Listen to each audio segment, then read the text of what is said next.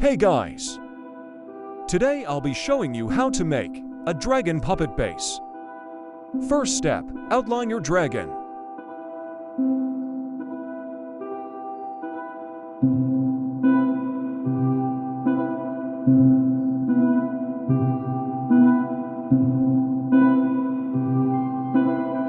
Then cut the outline of your dragon. After that, outline the inside of your dragon. And make a bigger outline outside it, and make sure it fits your fingers. Next, cut the outline, and make sure to cut the tip.